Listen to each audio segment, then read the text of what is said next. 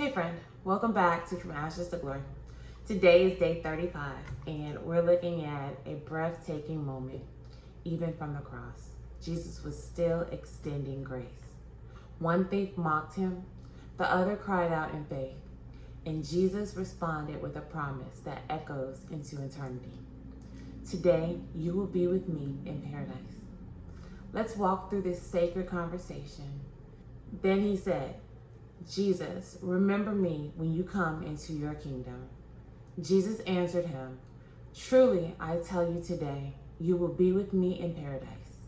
And that is Luke chapter 23, verses 42 and 43. And that's the NIV version.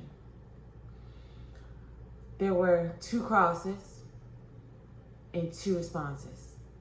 Jesus was crucified between two criminals. One joined in with the crowd, mocking him. The other, broken and aware of his sins, asked only one thing: to be remembered. The thief's faith was simple but real. He didn't recite a prayer or join a church. He didn't even promise to change. He believed Jesus was the Messiah and King, and that was enough.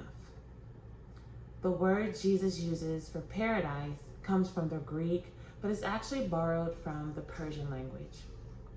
Originally, it referred to a royal walled garden or enclosed park, a place of beauty, rest, and privilege reserved for kings and their closest companions. So when Greek-speaking Jews and early Christians heard this word, they didn't just picture heaven as a cloud-filled space.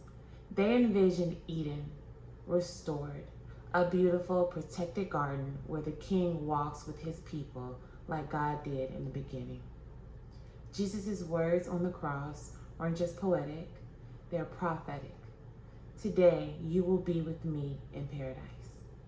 It means you're coming with me into the king's garden, back to communion, back to peace, back to the presence of God. And he didn't say someday, he said today. This is the beauty of the gospel. Not delayed mercy, immediate grace, not conditional fellowship, invited access. Not restoration in the future, restoration now. Even as his own blood was pouring out, Jesus was still preparing a place of peace for someone whose life has been anything but peaceful. That's the power of the cross. That's the heart of our King. That's the promise of paradise. The cross was a place of death, but for the thief, it was a place of new life. That thief didn't just get forgiven, he got fellowship. Jesus said, with me. That's the real gift. Paradise is where Jesus is. It's a reminder that salvation is a person, not just a place. This moment is a mirror of God's mercy, offered to the humble. No matter how late the hour is, it's never too late. You don't have to clean up first.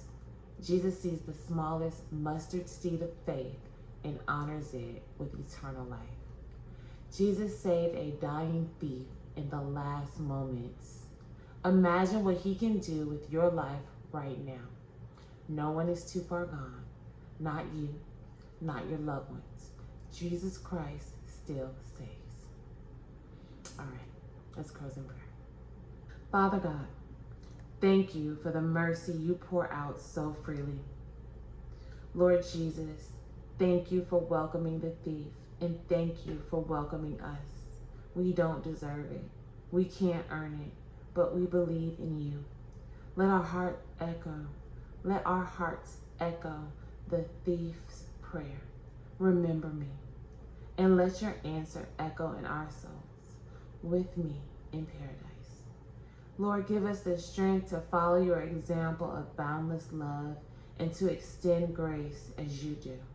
I pray this in Jesus' name, amen. Thank you so much for joining me. I will see you tomorrow for day 36.